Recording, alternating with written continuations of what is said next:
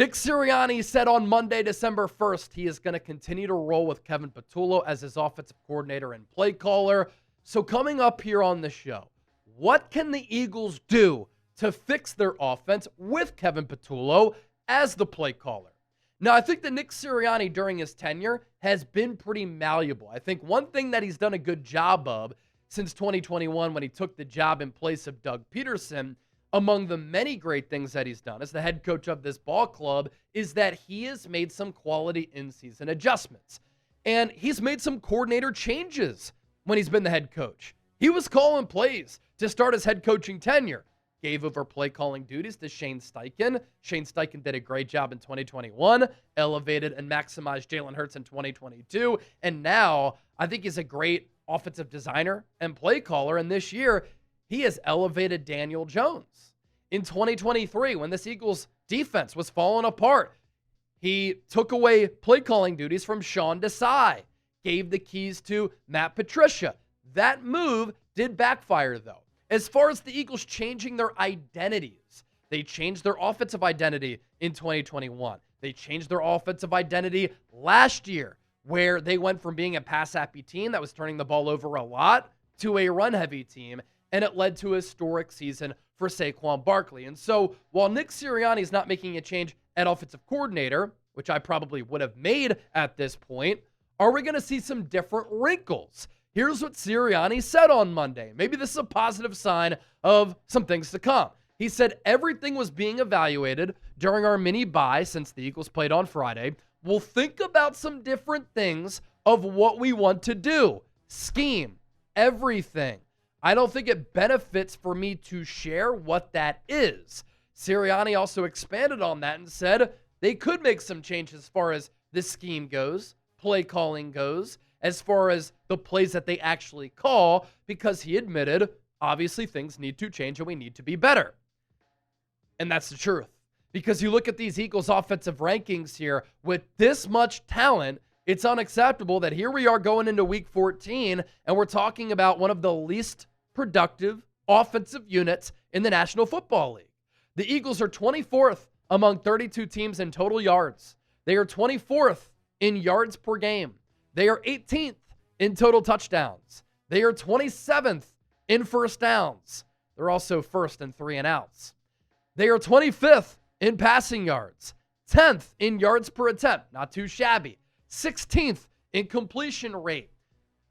They don't turn the football over a lot, although the last 2 weeks against Dallas and against the Bears, they have 4 turnovers. That's been a problem, but interceptions, Hurts has only thrown 2. That's the fewest in the NFL. Their run game, 22nd this year in rushing yards. It's not the Madden curse, it's the offensive line for Saquon Barkley. Yards per carry, 4. That is also 24th. Then you look at the situational offense for the Eagles. Third down percentage, 28th. And a big reason for that, penalties and a lack of being efficient on first and second down because they have been faced with so many third and longs. 34.5%, 20th in the NFL. Their fourth down percentage, 13th. Big reason for that? The tush push hasn't been as effective because the offensive line isn't as good. Positive here for the Eagles. They are first in red zone touchdown scoring percentage. This is kind of odd here, too. Jake Elliott got off to that really good start. It's kind of tailed off a little bit, especially with his longer field goals. 29th in field goal percentage for this Eagles team. So here are 5 things that I think the Eagles could do to fix this offense under Kevin Patullo. According to Jimmy Kempski and Jeff McClain, Jalen Hurts doesn't want as many runs in the game plan. Here's the thing, Jalen. With you being stubborn in that way, it's making the offense worse. This is a simple fix that if the Eagles run Jalen Hurts more on some of these design quarterback keepers, whether it be read options, quarterback draws, it's going to help this offense out. You can pick up easy yards, pick up easy first downs. You can gather and sustain some momentum, and it can open up the running lanes for Saquon Barkley. It can open up the passing game. Now, I completely understand that Jalen Hurts wants to keep himself out of harm's way. He doesn't want to get injured. And when you run more, obviously the chance of injury skyrockets a little bit. And in the playoffs, Hurts has been more prone to run because he understands, got to have it spot, win or go home game. I'm going to use my legs to my advantage. But Jalen, you're not seeing the field well right now. You're not processing that well. Accuracy usually has been a big strength of yours. It's not this year.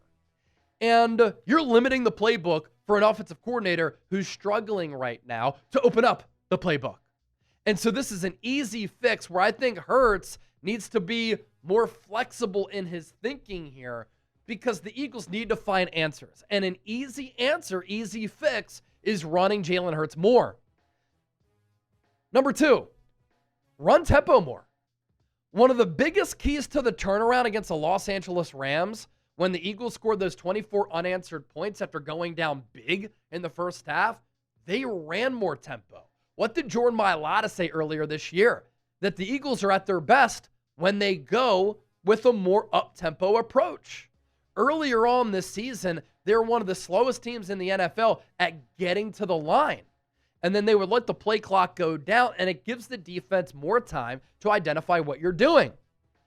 When the Eagles were in that hole on Friday against the Bears, what did they do to score that touchdown when Hurts hit A.J. Brown to finally get on the board and to finally put together a good drive? They ran tempo. And then they didn't run it until the end of the game in garbage time, and Jalen Hurts and the offense looked comfortable. And I think this is big, too, for Hurts when I watch when the Eagles go into tempo because it forces Hurts to think less. And I think right now he's thinking too much, and that's leading to him being hesitant and pulling the trigger. It's leading to the processing issues.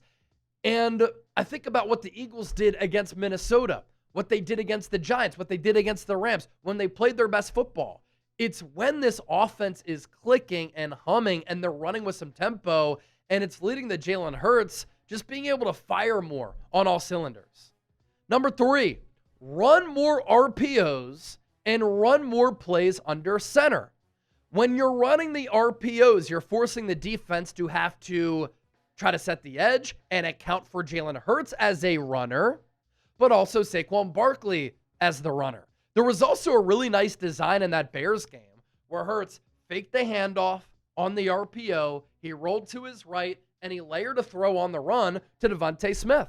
It was one of the few explosive plays that the Eagles had in the pass game against Chicago. Under center. Remember what the Eagles are doing against Minnesota and against New York? It led to a little bit more running success, like when the Eagles ran for almost 300 yards against the Giants, but passing success. The deep ball against Minnesota, from Hurts to Devontae Smith for that long touchdown. Probably Hurts' best game of the season. One of the better games he's played as a quarterback at the NFL level. So RPOs and under center, I think, can just help out this offense on so many different fronts.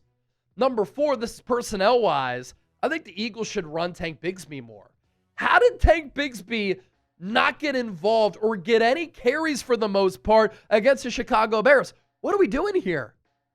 With this offensive line struggling to create running lanes and holes and get a push for Saquon Barkley, who's more of that patient back, why not run Tank Bigsby? If your offensive line can't get a push, run Tank Bigsby, and he's just going to be able to pick up a few yards here and there just because he runs hard and he's more of a north-south runner than Saquon Barkley. I would also think about maybe playing a Drew Kendall, playing a Willie Lampkin, doing something like that personnel-wise to change things up where you've been struggling. And then number 5, no more Greg Calcaterra, please. I don't want to see Greg Calcaterra on the field any longer. He's giving you no value as a pass catcher. And when the Eagles go heavy, 12 personnel, and they're running some of these 2 tight end sets, Greg Calcaterra can't block. And he's killing this team right now. When Cam Latu was on the field against the Bears, Jalen Hurts went 3 for 3. And there were some nice plays with Cam Latu on the field. Cam Latu is a better blocker than Greg Calcaterra. That's why the Eagles have run him at fullback at times. And he's pretty physical. We've seen that with him on some special teams reps. At Alabama, he did have some pass-catching ability, so maybe you can give him some targets in the pass game. But Greg Calcaterra, I believe, was on the field For 11 plays against the Bears, there were 10 running plays. The Eagles ran away from Calcaterra's side. But there was one play where it got blown up because he missed his block and the backside guy came in to make a stop. Grant Calcaterra can't block. The Eagles coaches should be able to see this on tape and make the simple adjustment. But up until this point, they haven't. Now it's time.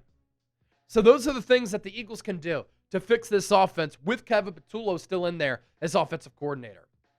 Hopefully today you were informed on the program and you enjoyed the content. I'm doing this type of content on my social media pages as well. Give me a follow on X, Instagram, and just launched that TikTok. It's at Chase_Senior on all three of those.